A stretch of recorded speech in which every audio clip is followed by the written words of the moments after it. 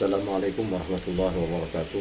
Baiklah, pada kesempatan kali ini saya akan menyampaikan atau menjelaskan tentang keterampilan membimbing diskusi kelompok kecil. Diskusi kelompok kecil adalah salah satu metode pembelajaran yang sangat efektif dalam menciptakan interaksi aktif antara peserta. Melalui diskusi ini kita dapat membangun pemahaman bersama, memecahkan masalah dan mengambil keputusan yang lebih baik melalui kolaborasi. Namun keberhasilan sebuah diskusi tidak hanya tergantung pada peserta, tetapi juga pada keterampilan membimbing yang mengarahkan jalannya diskusi. Pembimbing dalam diskusi kelompok kecil berperan sebagai fasilitator yang menciptakan suasana terbuka, mendorong partisipasi aktif, dan memastikan setiap individu terlibat secara optimal. Dengan keterampilan membimbing yang baik, diskusi dapat menjadi media yang tidak hanya menyenangkan, tetapi juga memberikan hasil yang signifikan. Pada kesempatan kali ini, kita akan membahas lebih dalam tentang keterampilan membimbing diskusi kelompok kecil. Fokus kita meliputi yang pertama pengertian dan karakteristik diskusi kelompok kecil, yang kedua hal-hal yang perlu diperhatikan agar diskusi berjalan dengan lancar, terus yang ketiga adalah komponen utama di dalam membimbing diskusi secara efektif, yang keempat peran penting pembimbing dalam menciptakan diskusi yang produktif. Semoga nanti materi ini dapat memberikan wawasan baru yang bermanfaat untuk diterapkan baik dalam dunia pendidikan maupun di dalam kegiatan sehari-hari yang membutuhkan keterampilan komunikasi dan kerjasama. Mari kita mulai dengan memahami apa itu diskusi kelompok kecil dan mengapa keterampilan membimbing itu sangat penting.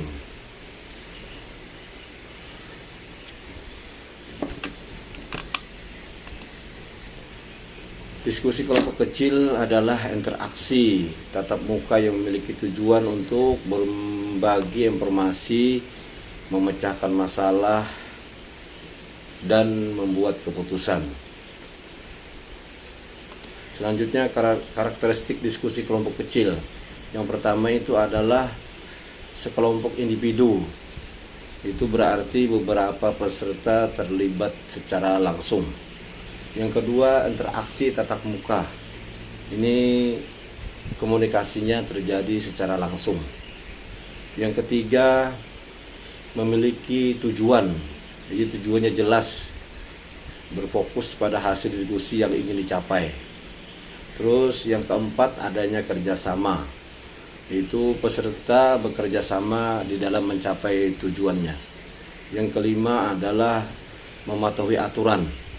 Artinya ada tata tertib atau aturan yang disepakati di dalam diskusi itu nantinya. Selanjutnya, hal-hal yang perlu diperhatikan dalam diskusi kelompok kecil. Yaitu pertama itu adalah suasana terbuka. Peserta bebas menyampaikan pendapat tanpa takut dihakimi. Terus yang kedua, perencanaan baik. Itu mencakup pemilihan topik berdasarkan minat, kemampuan siswa, dan relevansinya. Terus selanjutnya adalah penetapan jumlah dalam kelompok. Selanjutnya adalah pengaturan tempat duduk yang nyaman dan mendukungnya di dalam interaksi berdiskusi. Selanjutnya adalah komponen membimbing diskusi. Jadi keterampilan membimbing diskusi meliputi yang pertama itu adalah memusatkan perhatian. Yang kedua, memperjelas masalah. Yang ketiga, menganalisis pandangan siswa. Yang keempat, meningkatkan kontribusi siswa. Yang kelima, menyebarkan partisipasi siswa. Yang keenam adalah menutup diskusi. Memusatkan perhatian itu harus menentukan tujuan dan topik di awal diskusi. Yang kedua itu adalah menandai dengan cermat pendapat yang tidak relevan atau menyimpang dari diskusi. Itu dengan cara mengidentifikasi pendapat-pendapat yang tidak relevan. Yang ketiga, merangkum hasil pembicaraan sebelum ke tahapan pembicaraan berikutnya. Yang selanjutnya adalah memperjelas masalah. Itu dengan cara menguraikan pendapat sehingga menjadi jelas. Yang kedua, memberikan contoh yang sesuai sehingga menjadi jelas. Itu untuk memperkuat penjelasan itu. Nah, selanjutnya adalah menganalisis pandangan siswa. Menganalisis pandangan siswa itu memperhatikan alasan yang mempunyai dasar yang kuat atau tidak. Yang kedua, memperjelas hal-hal yang disepakati dan tidak. Ini menyepakati atau menolak poin tertentu yang berdasarkan analisis. Selanjutnya adalah meningkatkan kontribusi siswa. Yang pertama, dengan mengajukan pertanyaan yang dapat merangsang siswa untuk berpikir.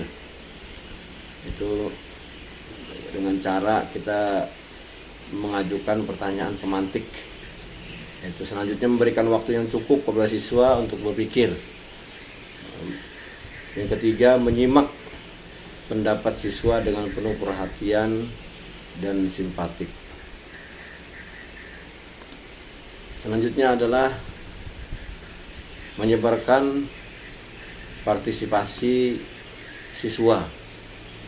Itu mendorong semua siswa berpartisipasi supaya mereka ikut di dalam diskusi itu sendiri. Selanjutnya mencegah siswa yang suka monopoli. Jadi kita cegah supaya jangan ada di dalam diskusi itu yang hanya dia terus yang memberikan pendapatnya dan gagasannya. Terus yang ketiga, mendorong siswa untuk mengomentari pendapat siswa lainnya. Kita berikan kepada siswa lain untuk bisa memberikan tanggapan-tanggapan sehingga diskusi berjalan dengan baik dan benar. Selanjutnya adalah menutup diskusi. Dan menutupnya adalah merangkum hasil diskusi bersama siswa. Jadi guru dengan siswa bekerjasama untuk merangkum hasil diskusi yang mau dicapai. Terus yang kedua, meminta siswa untuk menilai proses maupun hasil diskusi. Nanti teman-teman yang lain bisa menilai bagaimana perjalanan diskusi per kelompoknya.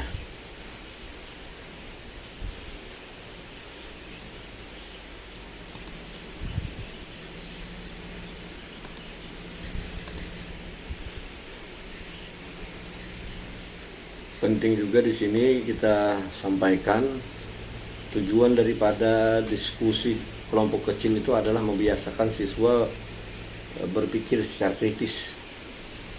Jadi melatih mereka untuk mengungkapkan gagasan dan idenya. Terus melatih keterampilan berkomunikasi antara satu dengan yang lainnya. Yang ketiga, memupuk kerjasama tim.